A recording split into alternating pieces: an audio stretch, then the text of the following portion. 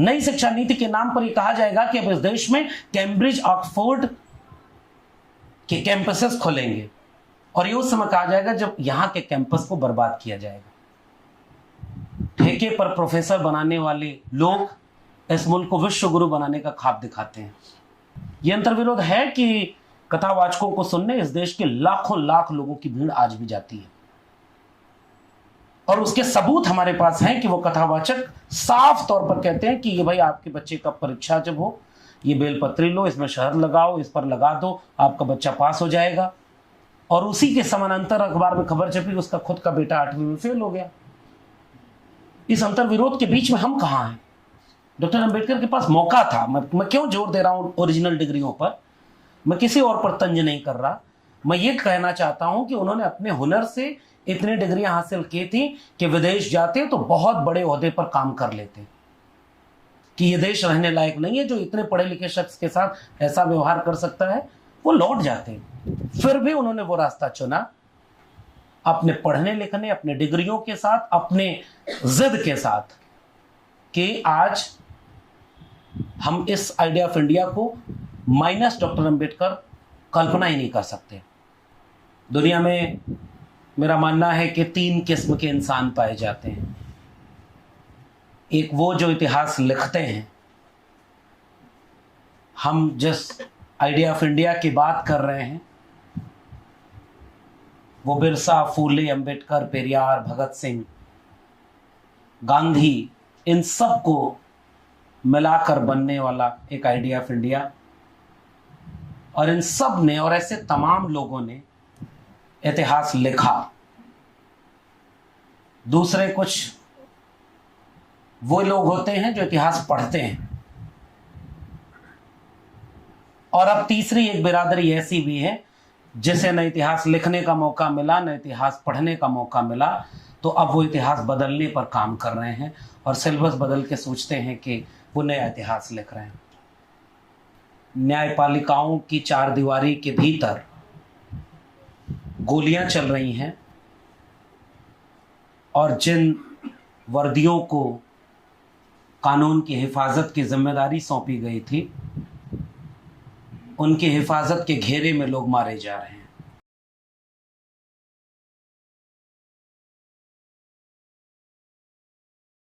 शुक्रिया, शुक्रिया Delhi bar association आज बाबा साहब के जयंती का ये कार्यक्रम रखने के लिए और इसमें हमें आमंत्रित करने के लिए। और बाबा साहब डॉक्टर अंबेडकर को याद करते हुए जिस भारत का ख्वाब उन्होंने देखा उसकी सबसे महत्वपूर्ण बात कानून का शासन ही था। और जिस वक्त हम यहाँ खड़े होकर बाबा साहब को याद कर रहे हैं उसी वक्त इस देश में ऐसा माहौल है कि कानून पर या कानून के पूरी प्रक्रिया पर किसी बुलडोजर का खतरा मंडरा रहा है। न्यायपालिकाओं की 4 दीवारी के भीतर गोलियां चल रही हैं,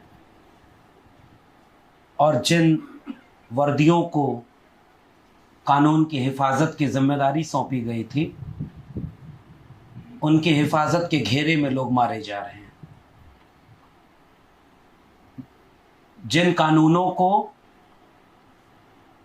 किसी दुर्दांत अपराधी को सलाखों के पीछे पहुंचाने के लिए इजाद किया गया था, उन्हीं कानूनों पर कोई शोधार्थी, कोई प्रोफेसर इस समय जेल में है। मुझे लगता है कि हम ऐसे वक्त में एक ऐसे शिल्पकार, एक ऐसे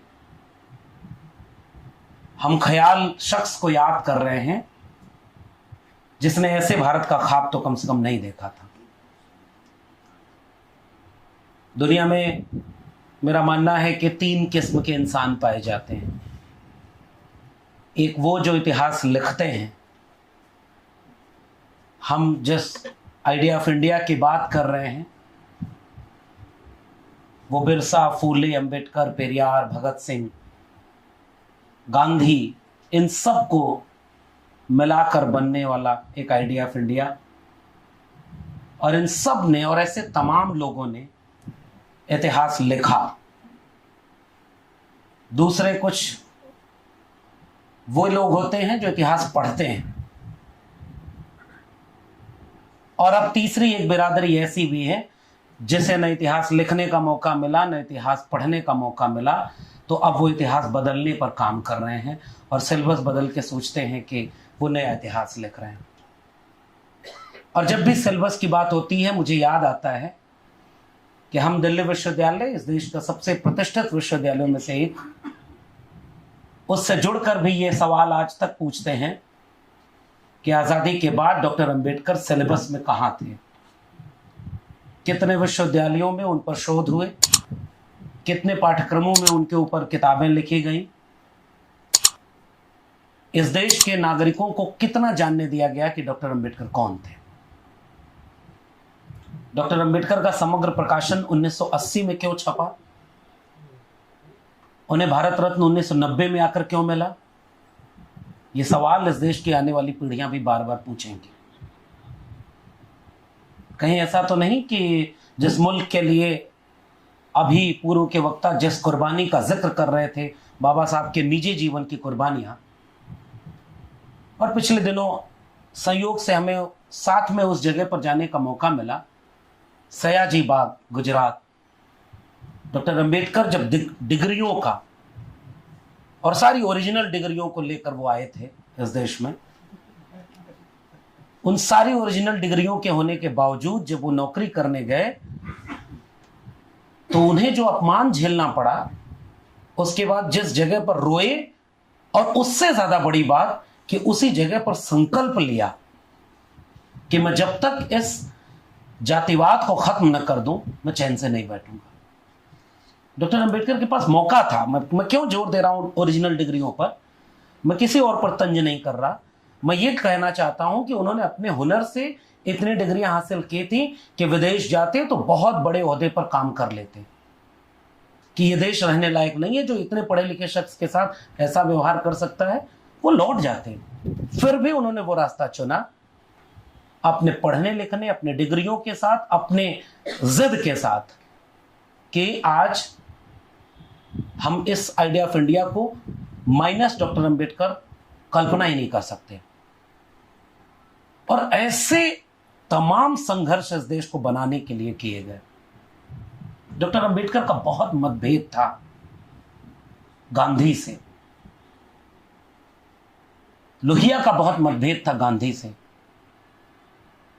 एक किताब है जो एनिलेशन ऑफ कास्ट, और उसमें अब जो हिंदी संस्करण छपा है उसमें आखिर में दोनों के पत्र व्यवहार छपे हुए हैं, और पहले पत्र से शुरू करके आखिरी पत्र तक पढ़ें जो गांधी और अंबेडकर के बीच पत्र व्यवहार हुआ है। घोर आपत्ति थी डॉक्टर अंबेडकर, और इवन डॉक्टर अंबेडकर ये बात बार बार कहते थे कि जितना गांधी को करीब से मैं जानता हूं उतना और कोई नहीं जानता। घोर असहमतियां, घोर अंतर्विरोध। और अब कुछ लोग इतिहास की किताबें लिख रहे हैं तो कह रहे हैं कि डॉक्टर अंबेडकर गांधी के हत्या पर, वध नहीं कह रहा हूं मैं, हत्या कह रहा हूं, हत्या पर दुखी नहीं हुए थे, और मिसकोट करके ये बात कही जा रही थी। यानी आज भी कुछ लोग हैं जो डॉक्टर अंबेडकर की इमेज के साथ खिलवाड़ करने की हिम्मत रखते हैं, उन्हें गोडसे के साथ खड़ा करना चाहते हैं। और जब वो बाद में पूरा पत्र आया तो ये बात बताई, डॉक्टर अंबेडकर ने भगत सिंह की शहादत के बाद अपने पत्रों का संपादकीय भगत सिंह के नाम लिखा। पेरियार ने अपने पत्र खुदी अरसू का संपादकीय भगत सिंह के नाम लिखा। लोहिया और अंबेडकर मिलकर 1956 में पत्र व्यवहार करते हुए कहते हैं कि डॉक्टर लोहिया डॉक्टर अंबेडकर को खत लिखते हैं कि अब आपको पूरे देश की अगुवाई करनी चाहिए, और हम उसके लिए एक सम्मेलन बुलाना चाह रहे हैं दिल्ली में। डॉक्टर अम्बेडकर जवाब देते हैं कि आप समय बताइएगा, मैं अपने साथियों के साथ वहाँ मौजूद होऊंगा, और हम भी चाहते हैं कि इस मुल्क को हम एक बेहतर दिशा में ले जाने के लिए एक बेहतर विकल्प दे सकें। और अफसोस कि वो मुलाकात होती उससे पहले डॉक्टर अम्बेडकर अलविदा कर गए। और मैं ये किस्सा केवल उनका इतिहास या उनका जीवन बताने के लिए नहीं कह रहा हूँ। हम जैसे तमाम लोग जिन्हें आज थोड़े से लोग जानते हैं, तो वो इसलिए नहीं कि हमने कोई बहुत नया कोई अप्रत्याशित सा काम कर दिया हो। शायद हम सारे लोग, और इवन जो ये लोग कार्यक्रम आयोजित कर रहे हैं आज के वक्त में, आप अम्बेडकर को याद कर रहे हैं, ये भी कोई कम बड़ी बात नहीं है। तो इन सारे लोगों में एक ही बात साझा है जो मुझे उचित लगती है, कि हम सब लोग अपने हिस्से का थोड़ा सा सच बोलने की कोशिश कर रहे हैं, और कोई नई बात नहीं, दिल में जो है वही ज़बान पर है, और कोई खास बात नहीं हम में। और इसलिए क्योंकि ये सच कहते हुए हम केवल एक गुजारिश चाहते हैं अपने मुल्क से, अपने आने वाले पीढ़ियों की बात तो बाद में करें, अपने सामने जो लोग मौजूद हैं उनसे, कि ये इतिहास ये बताता है कि बहुत मुश्किल से ये कारवां यहां तक पहुंचा था, और अब ये कारवां वापस कई गुना पीछे ले जाया जा रहा है। और मैं बिल्कुल सहमत होते हुए गौतम साहब से ये बात कह रहा हूं। इन्होंने कहा 100 में 70% तो जा चुका है, मेरा मन कर रहा है इसमें 10-15% और जोड़ूं। क्यों? क्योंकि मैं उसका संदर्भ जब विश्वविद्यालयों से लेता हूं, और जो पढ़ाई की बात इन्होंने कही, मैं उसी को जोड़ के कह रहा हूं कि जिस देश में कोविड के समय, ये अलग बात है कि आपको दिखता हुआ एक भारत होगा जिसमें लोग गाय गोबर गौमूत्र से कोरोना भगा रहे थे, देश बहुत नहीं बदला। देश में अब अनुच्छेद 51 ये कहता है कि वैज्ञानिक चेतना का विस्तार करेंगे, और टीवी पर बैठकर किसी बाबा के जरिए ये दिखाया जाता है कि देखिए अब चमत्कार हो रहा है। ये अंतर्विरोध हमारे देश में है। ये अंतर्विरोध है कि कथावाचकों को सुनने इस देश के लाखों लाख लोगों की भीड़ आज भी जाती है, और उसके सबूत हमारे पास हैं कि वो कथावाचक साफ तौर पर कहते हैं कि ये भाई आपके बच्चे का परीक्षा जब हो, ये बेलपत्री लो, इसमें शहद लगाओ, इस पर लगा दो, आपका बच्चा पास हो जाएगा। और उसी के समानांतर अखबार में खबर छपी, उसका खुद का बेटा 8वीं में फेल हो गया। इस अंतर्विरोध के बीच में हम कहां हैं? हम यानी वो थोड़े से लोग जिनके हाथ में कलम और किताब अभी है, और वो कलम और किताब हमें भारत के संविधान के जरिए मिले। और अब मैं वो बात क्यों कहना चाहता हूं, और आखिरी बात मेरी यही है कि हम किसे कह रहे हैं कि वो लुट गया?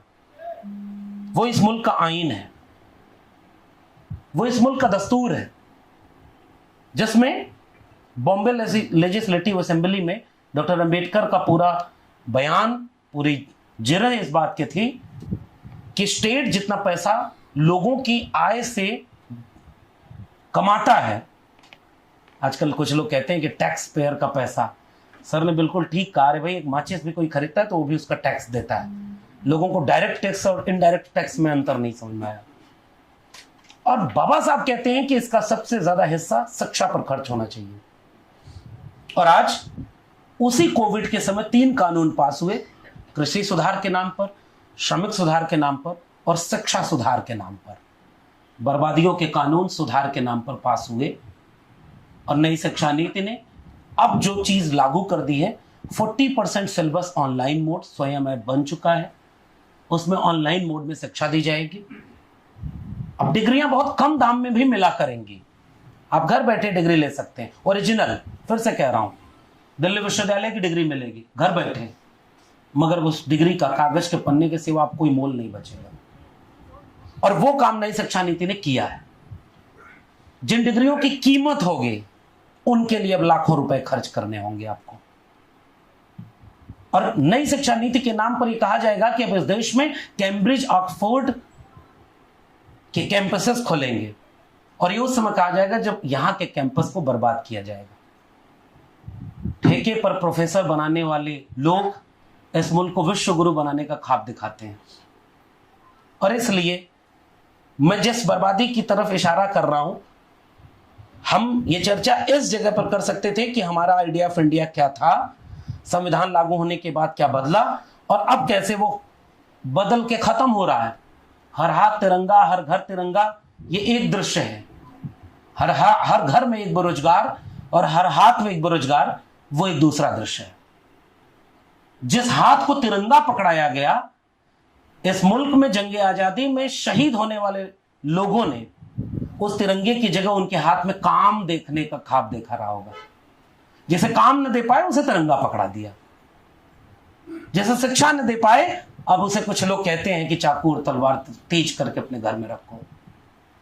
ऐसे वक्त में मुझे खतरे में कलम और किताब दिखाई दे रही है। मुझे खतरे में हम वो पहली पीढ़ी के लोग दिखाई दे रहे हैं जो भारत का संविधान और मंडल कमीशन न होता तो यहां तक कतई न पहुंच पाते। और हम ये साफ देख रहे हैं कि जिन सीढ़ियों से चलकर हम आए उसके डंडे तोड़े जा चुके हैं।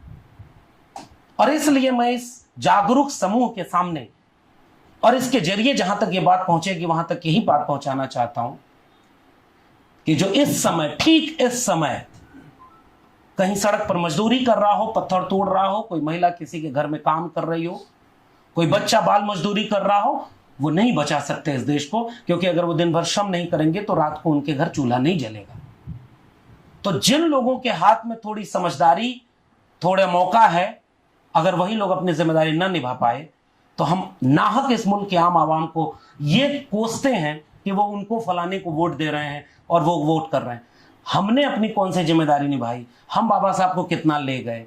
मूर्तियों का एक दौर था जो बहुत जरूरी है इस देश में, और देश नहीं दुनिया में सबसे ज्यादा मूर्तियां अगर तोड़ी गई तो वो डॉक्टर अंबेडकर की तोड़ी गई। इस बात से हमें समझना चाहिए कि उन मूर्तियों की कीमत और अहमियत क्या थी।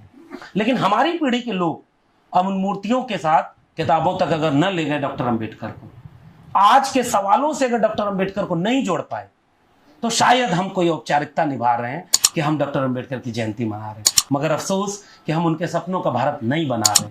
या जो लोग जिस एक बात के लिए, और मैं कहने का जोखिम बार बार उठाऊंगा, डॉक्टर अंबेडकर ने इतनी सख्त चेतावनी किसी दूसरी बात के लिए कतई नहीं दी कि अगर हिंदू राष्ट्र हकीकत बनता है तो वो इस देश के लिए सबसे बड़ा अभिशाप होगा।